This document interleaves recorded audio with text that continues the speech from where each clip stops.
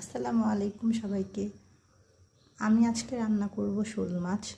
মাত্র 4 পিস নিছি, আর শোল মাছ দিয়ে এই তরকারিটা দিয়ে এখন রান্না করব। মোটামুটি মাছ কষানো হয়ে গেছে, এবার তরকারিগুলো দিয়ে দিব। এই তরকারিটা সিদ্ধ হইতে খুব বেশি সময় লাগে না।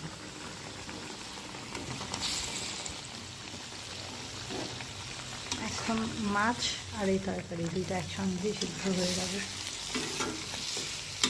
মাছগুলো উপরের দিকে উঠিয়ে দিব, যাতে মাছগুলো ভেঙে না যায়। এবার অল্প পরিমাণ পানি দিয়ে দিব।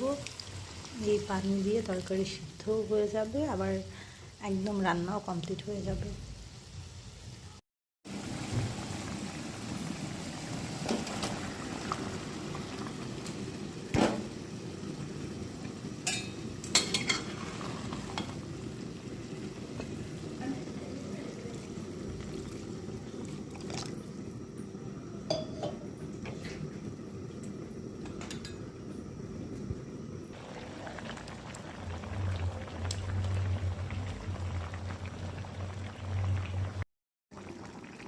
এই তো ফাইনালি আমার রান্না প্রায় শেষ।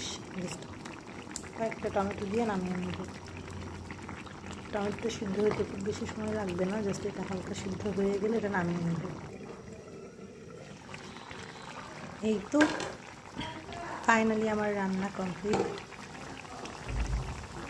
এটা এখনও চুলা অফ করি নাই, এই জন্য রান্নাটা কমপ্লিটলি বোঝা যাচ্ছে না।